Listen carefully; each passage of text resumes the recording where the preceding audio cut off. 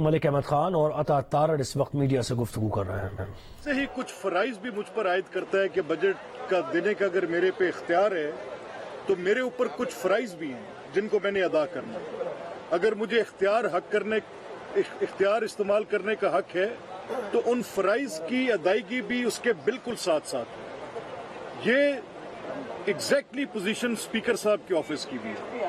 Speaker صاحب کے office کے اوپر یہ ذمہ داری ہے اور یہ ان کے فرائض منصبی میں شامل ہے کہ حکومت جب بجٹ لے کر آئے تو اس کی ادائیگی کس انداز میں ہوگی. اسپیکر کا آفس جو ہے ذمہ دار ہے ایک بجٹ کیلنڈر دینے کے لیے. پروسیجر کے تحت وہ بجٹ کیلنڈر دیں گے. بجٹ کیلنڈر پہ جو جس چیز دن کے لیے اسپیسیفائی ہوگی اس پر ان کو عمل درآمد کرانا ہے. اب اس میں ہو سکتا ہے کہ ایسی پوزیشن آ جائے کیونکہ اسپیکر آفس بھی ایک الیکٹڈ پوزیشن ہے. چیف منسٹر کسی اور پارٹی کے الیکٹ ہو سکتے ہیں, اسپیکر کسی اور پارٹی کے الیکٹ ہو سکتے ہیں. اب اسپیکر کے عہدے کا منصب کا تقاضا ہے کہ وہ نان پارٹیجن ہو, وہ کسٹوڈین آف دا ہاؤس کی حیثیت میں ہو. ان کے لیے حکومت اور اپوزیشن کو وہ ایک ہی آنکھ سے دیکھیں.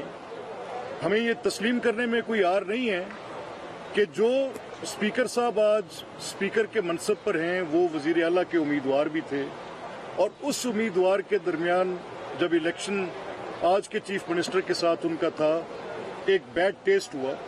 اور وہ کیسے ہوا؟ وہ اس طرح سے ہوا کہ جب ڈپٹی اسپیکر بحکم عدالت عالیہ الیکشن کروانے آئے تو ان کے اوپر حملہ کیا گیا. وہ صرف میں نے نہیں دیکھا, کیمرے کی آنکھ سے پاکستان کے 22 کروڑ لوگوں نے دیکھا. پاکستان کی ہر ٹیلی ویژن سکرین کے اوپر واضح طور پہ دیکھا جا سکتا تھا کہ کس طرح ڈپٹی اسپیکر کے اوپر حملہ کیا گیا. کیسے یہ جو آج پنجاب اسمبلی کے اندر ایک گسٹاپو اختیار کی ہوئی حیثیت ہے, جو یہ بلیک یونیفارم بندے اندر کھڑے کیے ہوئے ہیں, ان کو کس طرح فلور آف دا ہاؤس پر اتارا گیا. کیسے گیلریز کے اندر سے پرائیویٹ پرسنز کو جو کہ باضابطہ طور پر کوئی غنڈے تھے ان سب کو اندر اتارا گیا. اگر اس وقت یہ صورتحال پیدا ہو گئی تھی اور لا اینڈ آرڈر مینٹین کرنے کے لیے لا اینڈ آرڈر کی سچویشن جس میں ڈپٹی اسپیکر پر قاتلانہ حملہ تھا, پرائیویٹ لوگوں کے ساتھ اسمبلی کے ممبران پر حملہ تھا, اگر اس وقت انتظامیہ نے اپنا کوئی ایکٹ کیا تو وہ بالکل لافل تھا, لیگل تھا. نارمل سرکمسٹانسز میں اسٹرینجر ٹو دا ہاؤس نہیں ہو سکتا. لیکن اگر ان سچویشن میں جو پریزائڈنگ آفیسر بیٹھے ہیں جو کہ اس دن ڈپٹی اسپیکر تھے وہ کوئی حکم پاس کریں گے تو اسٹیٹ کے تمام آرگنز پر اس پہ عمل درآمد کرنے کی پابندی ہے. نمبر 1.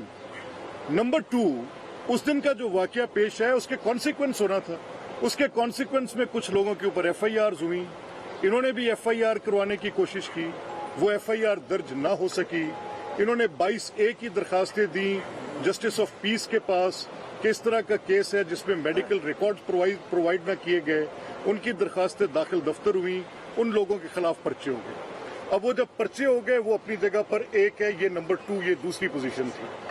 تیسرا واقعہ پیش آیا جو کہ لانگ مارچ کے درمیان تھا. کیسے ممکن ہے کہ چند بلوائی, چند شر پسند سیاست کے لبادے میں پبلک کی لائف اینڈ پراپرٹی کو تھریٹ پہ لے آئیں. پولیس کانسٹیبلز کو جو کہ اس چیز پر کہ لوگ جمع بند ہو کر پبلک لائف اینڈ ٹرنکویلٹی کو ڈسرپٹ نہ کریں, امن و امان کو خراب نہ کریں, وہ لوگ جتھا بند ہو کر باہر آ کے شاہراہوں کو بند نہ کریں. یہ کوئی آئینی حق نہیں ہے, یہ کوئی سیاسی حق نہیں ہے کہ اگر آپ پبلک لائف کو ڈسرپٹ کریں, آپ شاہراہوں کو بند کر دیں, آپ دارالخلافے پر حملہ آور ہونے کی منصوبہ بندی بیٹھ کے کر رہے ہوں, تو لا انفورسمنٹ ایجنسیز کا فرض بنتا ہے کہ ایسی شر پسندی کو روکیں. اور جب وہ قانون کی رٹ کو انفورس کرنے کے لیے کسی کے پاس, کسی کے دروازے پر جائیں اور ان کو کہیں کہ آپ یہ انلیگل ایکٹ کر رہے ہیں, اوپر سے انڈسکریمنیٹ اسٹریٹ فائرنگ کر کے پولیس کو قتل کر دیا جائے, یہ کیسا مزاج ہے؟ نمبر 3, یہ 3 باتیں میں نے آپ سے کی, ان کے کانسیکوینس ہوئے, کانسیکوینسز میں پرچے درج ہو گئے. اب کل جب یہ اجلاس تھا تو ہمارے سامنے یہ شرائط رکھی گئی. میں آپ کے ساتھ بڑا کینڈیڈ ہوں گا. جب میں ان کے پاس پہنچا بزنس ایڈوائزری کمیٹی کی میٹنگ میں تو میرے ساتھ میرے اور ساتھی بھی تھے, آنریبل ممبرز تھے جو اس کمیٹی کا حصہ تھے. جب ہم وہاں پر جا کر بیٹھے تو وہاں پہ کچھ پی ٹی آئی کے اراکین تھے. انہوں نے جاتے ہی کہا کہ جی چادر اور چار دیواری کا تحفظ پامال کیا گیا. میں نے کہا یہاں بات کو روک لیں.